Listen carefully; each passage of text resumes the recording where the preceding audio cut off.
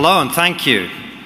Alexander Solzhenitsyn once said that the strength or weakness of a society depends more on the level of its spiritual life than on its level of industrialization.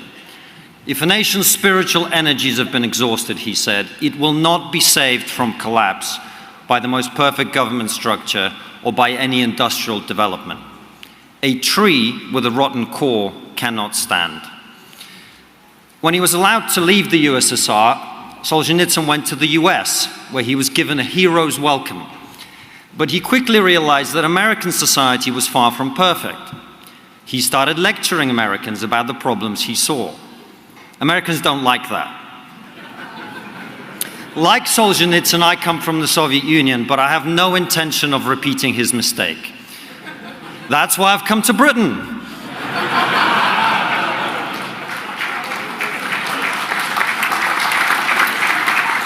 Where you love being told what's wrong with you by foreigners.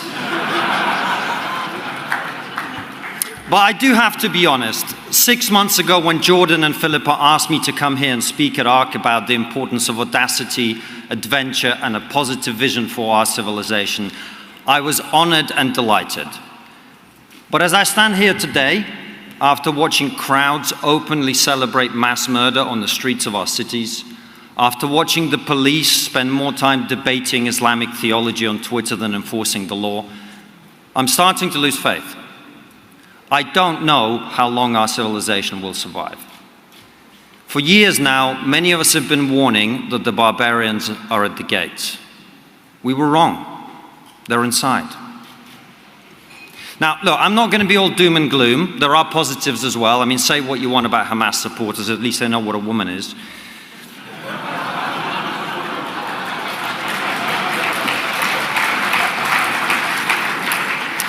But joking aside, I have to be honest, I've been in a dark place these last few weeks. So I did what I always do when I don't know what to do. I talked to my wife. It's not the only time I talk to her, but you don't get the point. And she said, look, you need to clear your mind, take a few days off, let's go on holiday. And I know it's a weird thing to say, I don't like going on holiday, because I love working and I hate spending money. Protestant work ethic in a Jewish man's body. My wife is exactly the other way around, unfortunately. But she was right. She's always right. That's her best and most annoying quality. So we went to Barcelona, beautiful city. And as we were walking down the main tourist street, La Rambla, many of you will know when you get to the bottom, you hit the Christopher Columbus monument. And it looks like a giant column with a pillar of Columbus on top, pointing towards the New World.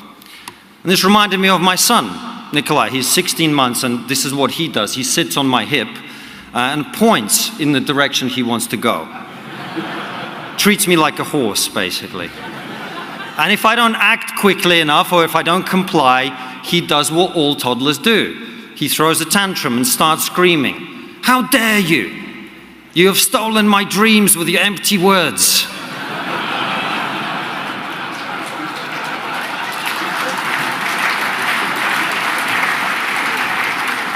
And when he does, we read him a story and put him to bed.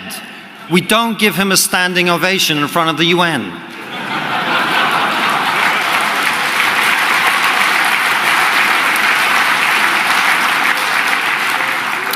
Anyway, trigger warning, I'm going to talk positively about Christopher Columbus.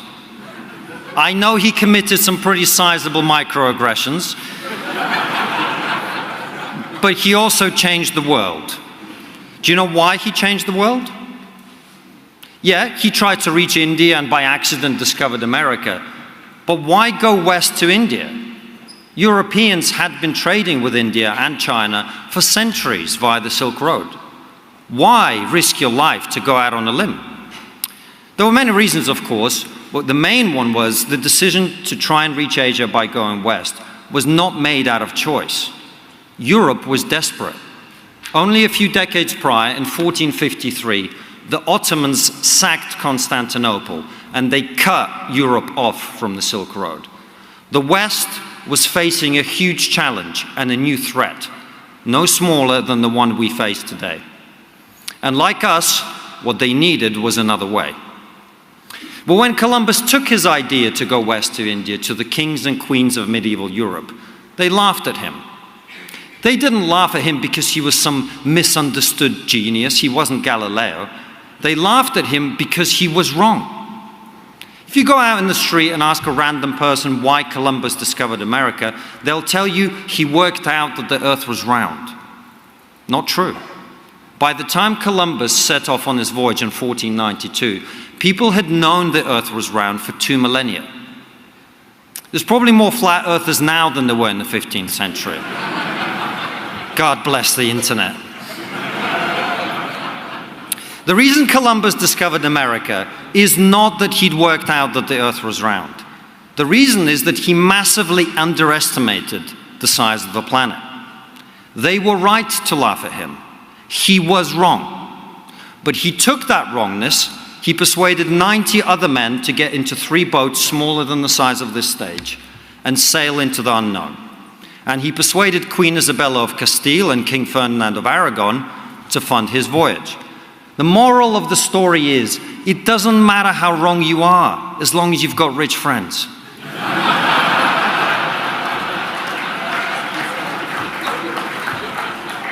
That's not the moral of the story.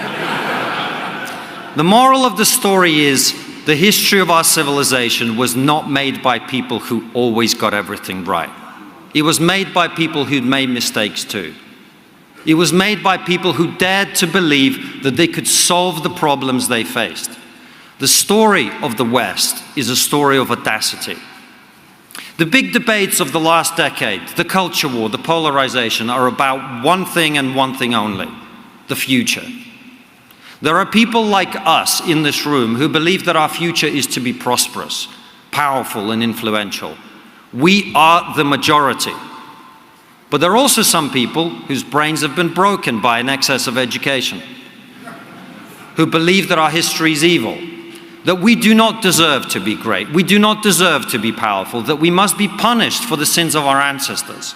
To them, our past is abominable, our present must be spent apologizing, and our future is managed decline.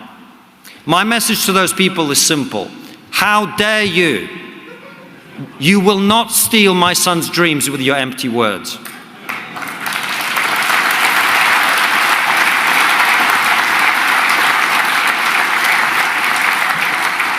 But Jordan is right.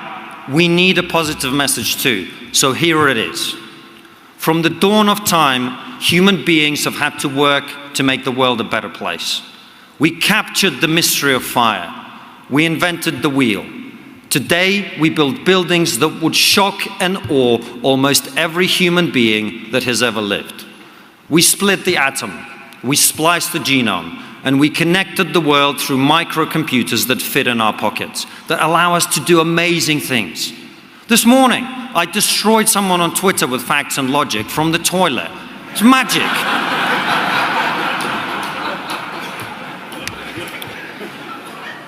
Remember your grandparents? Remember them? If I could go back in time and transport the grandparents of your grandparents into this room, just 4 generations ago, they would think they'd been abducted by aliens. That's the progress we've made. We haven't made that progress by whining and acting like victims. We've made that progress by unleashing the creativity and talents of people like us here in this room. But I do think we've forgotten what adventure is. Being adventurous is not ordering extra spicy chicken at Nando's. Wrong reference for this room. Let me try again. Being adventurous is not ordering extra spicy chicken from your personal chef.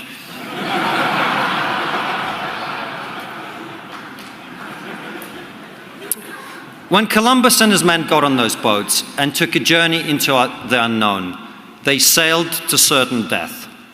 You know why? It's not because they were braver than you and I. It's because they knew something we've forgotten. All death is certain. And so I say to our friends in the world of business, you've made your fortunes by maximizing your returns on your investments. We are in the fight of our lives. There is no greater return on your investment than to protect and preserve our civilization.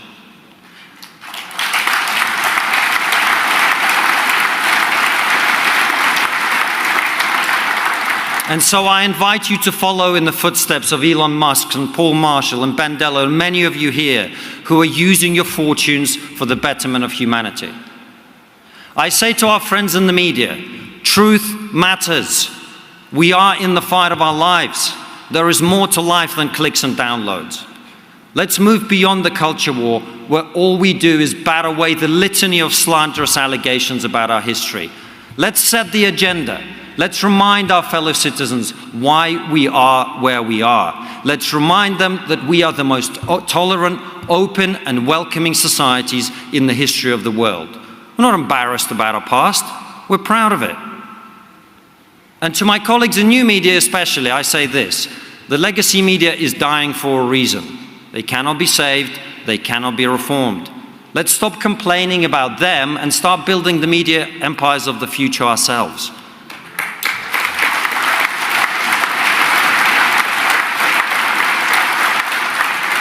We have everything we need. We've even got rich friends now.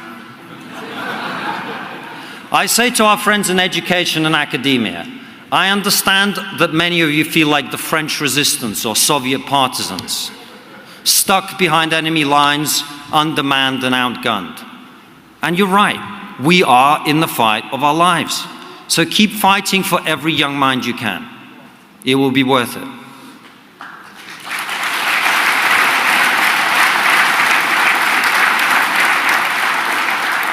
And finally, I say to our friends in politics, many of you here are conservatives. I'm not. I look terrible in tweed. That's why I identify as politically non-binary.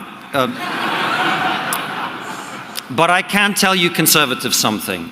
You will never get young people to want to conserve a society and an economy that is not working for them. We will not overcome woke nihilism as long as young people are locked out of the housing market, unable to pair up, unable to have kids, unable to plan for the future.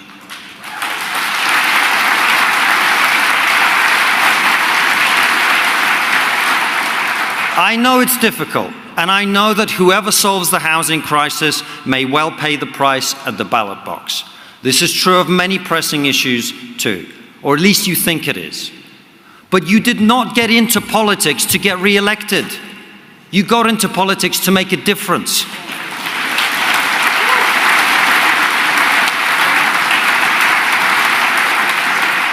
We are in the fight of our lives.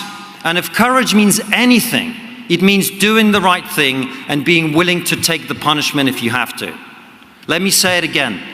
All death is certain. We do not get to choose whether we live or die. We only get to choose whether we live before we die. Thank you very much.